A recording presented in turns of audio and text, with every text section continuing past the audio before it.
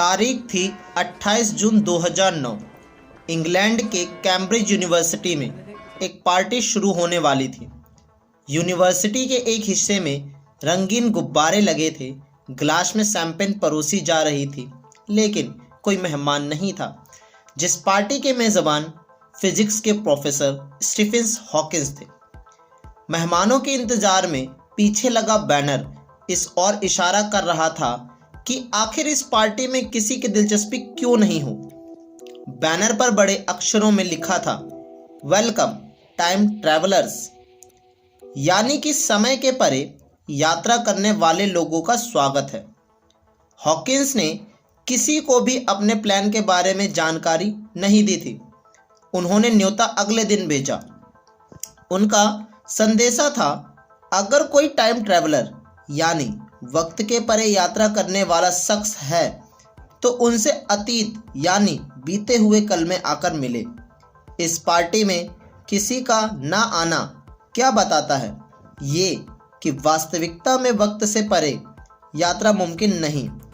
फिर time travellers के पास इस पार्टी में आने से ज़्यादा महत्वपूर्ण दूसरे काम थे। आज की इस वीडियो और कॉन्टेस्ट के पहले दिन के सफ़र में मैं विकास आपके साथ इस बात की पड़ताल करूंगा कि क्या वक्त के परे सफ़र मुमकिन है या नहीं। तो बिना देरी करे हुए चलते हैं वीडियो में। तो जिंदा है ना आप सभी। पार्ट 1, टाइम ट्रैवल का इतिहास।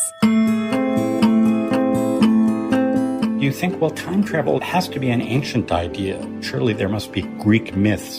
आप सोचते होंगे कि टाइम ट्रैवल प्राचीन दौर का आइडिया होगा। इसे लेकर यूनानी मिथक मौजूद होंगे या फिर शेक्सपियर के नाटकों में समय के परे की गई यात्राओं का जिक्र होगा। लेकिन ऐसा कुछ नहीं है। इसे H.G. वेल्स ने गढ़ा 1895 में अपने पहले उपन्यास द टाइम मशीन में। हमारे पहले एक्सपर्ट हैं जेम्स ग्लीक, जिन्होंने विज्ञान और तकनीक पर काफ़ी कुछ लिखा है। टाइम ट्रैवल के विचार और उसके साथ जुड़े इतिहास को लेकर जेम्स इस कदर हैरान हुए कि इन्होंने एक किताब ही लिख दी, टाइम ट्रैवल और हिस्ट्री। टाइम मशीन उपन्यास छपा और धड़ाधड़ बिका। इस आइडिया को दूसरे लोगों ने भी अपने अंदाज से आजमाया। टाइम मशीन ख्वाहिशों के पूरा करने, ऐतिहासिक नायकों से मिलने और गलतियों को दुरुस्त करने की कल्पनाओं का हिस्सा बन गई। हमारे सामने सवाल यही है कि क्या किताबों और फिल्मों में जिस तरह बताया जाता है उसी तरह से समय के परे यात्रा, टाइम ट्रैवल मुमकिन है? If you gathered 100 science fiction writers in the room, अगर आप सैकड़ों साइंस फिक्शन यानी विज्ञान की कल्प कथाएं जुटा लें तो मैं गारंटी देता हूं कि वो यही बताएंगे कि ये एक फैंटेसी है। लेकिन शायद ये एक मनोवैज्ञानिक तथ्य है कि अगर आप इस विचार पर काम कर रहे 100 लोगों से पूछेंगे कि क्या ऐसा मुमकिन है, तो उनमें से ज्यादातर कम से कम इसकी संभावना से इनकार नहीं करेंगे। पार्ट 2, समय की गति। Well, this is how our universe works, but it's so weird compared to anything in science fiction. हमारा ब्रह्मांड किसी भी साइंस फिक्शन के मुकाबले बहुत अनोखा है, अद्भुत। हमारी दूसरी expert doctor Natasha Harley walker हैं। बचपन में इन्होंने जो पढ़ा उसने ही इनके करियर की दिशा तय की। ऑस्ट्रेलिया के पर्थ की कार्ल्टन यूनिवर्सिटी में रेडियो एस्ट्रोनॉमर यानी खगोलविद हैं। ये साफ है कि घटनाएं एक खास क्रम में होती हैं। वैज्ञानिकों की राय बनने लगी है कि वक्त का अपना ही आयाम है, जिसे मापे तो कैसे। कह सकते हैं कि यह 3D नहीं 4D में है, लेकिन इस सोच की अपनी दिक्कत है और इसकी वजह है प्रकाश यानी light. And so, this is just kind of intuitive to us. We think, okay, well, if I'm running along and then हम सहज तौर पर मान लेते हैं कि अगर हम एक जगह खड़े होने की बजाय प्रकाश के साथ साथ दौड़ रहे हैं तो रोशनी कहीं तेजी से आगे बढ़ेगी। लेकिन ऐसा है नहीं। लोग कई दशकों से ये प्रयोग कर रहे हैं और उन्हें प्रकाश की रफ्तार में कोई बदलाव देखने को नहीं मिला। तो लगता है कि ब्रह्मांड में अजब सी निरंतरता है और वो समय की नहीं बल्कि रफ्तार की है। एक समीकरण शायद आपने स्कूल में पढ़ा होगा, चाल बराबर दूरी बटा समय। यह साधारण सा समीकरण बता देता है कि समय कैसे काम करता है, क्योंकि प्रकाश की चाल हमेशा एक सी रहती है। उस समय भी जब हाथ में टॉर्च थामकर आप दौड़ लगाते हैं।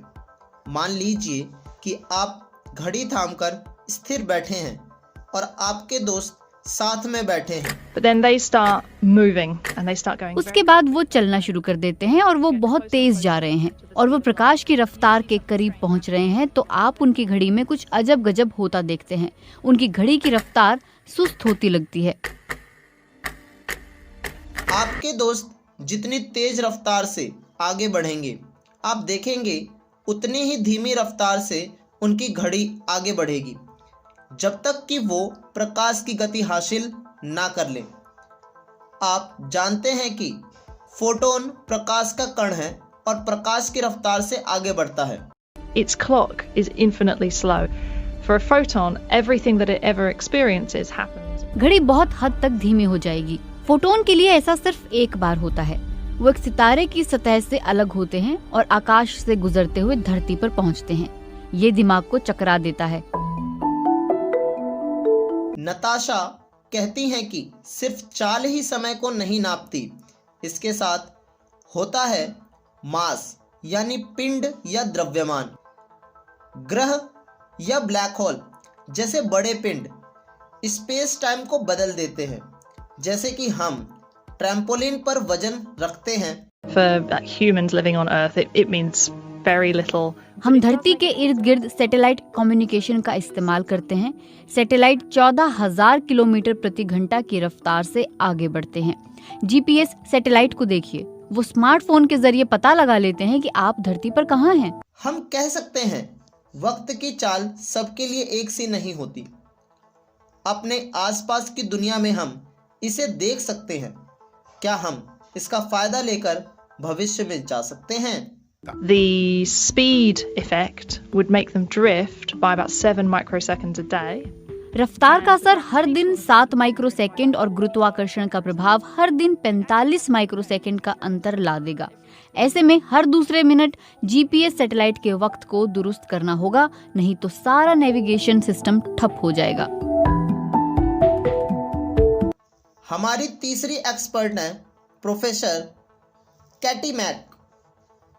उन्होंने कम उम्र में ही अपने लिए महत्वाकांक्षी लक्ष्य तय किए।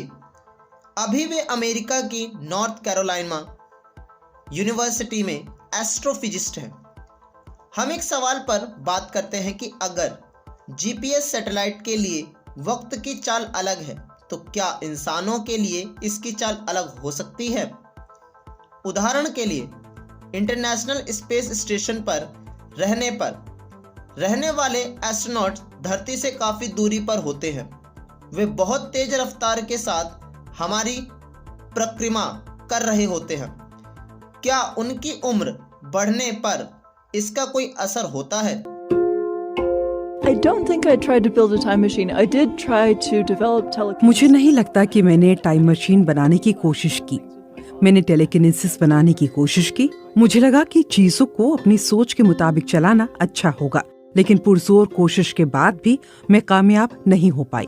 हमारा लक्ष्य भविष्य में कई साल आगे यात्रा करने का है। यह सेकंड के छोटे हिस्से की बात नहीं है। यह कैसे मुमकिन हो सकता है? यह बहुत लंबा वक्त है कि आप आए और अपने दोस्तों को दिखा सके कि आप उनके मुकाबले उम्र में कम हैं। अगर हम अंतरिक्ष में यात्रा करने के लिए सुपरफास्ट यंत्र बना सके, तो भी यह सफर बहुत जोखिम भरा होगा। अगर आप 1,00,000 साल की ऐसी यात्रा शुरू नहीं करना चाहते जहां आपका स्पेसशिप टूटकर बिखर जाए, तो एक और रास्ता है जिससे आप वक्त के आगे यानी भविष्य में जा सकते हैं। In principle, it does, yes. When you add it all up, their time is moving a little bit more slowly than our time. अगर सैद्धांतिक तौर पर कहें तो हाँ, इसका असर होता है। उनके वक्त की चाल हमारे यहाँ के समय की रफ्तार से धीमी होती है, लेकिन अगर आप स्पेस स्टेशन पर 1 साल के लिए हैं, तो धरती के मुकाबले वहाँ कुछ ही सेकंड्स का फर्क होगा। चाहे यह कितना भी खतरनाक हो, लेकिन कैटी का कहना है कि यही वह रास्ता है जिनके जरिए आप समय के परे यात्रा कर सकते हैं और आप सिर्फ आगे ही जा सकते हैं। We're still not at the point where you're going to really make a significant difference in the... फिलहाल हमारे पास जो रॉकेट उपलब्ध है, उन्हें देखते हुए अभी आप उस स्थिति में नहीं हैं जहां आपके और धरती के वक्त में बड़ा अंतर हो। अगर हम सूरज के अलावा अपने सबसे करीबी तारे तक पहुंचने की कोशिश करें, तो अभी मौजूदा तकनीक की मदद से हमें इसमें 1,00,000 साल लगेंगे। आपने कहा नामुमकिन, यही हमारी आखिरी एक्सपर्ट की चुनौती है।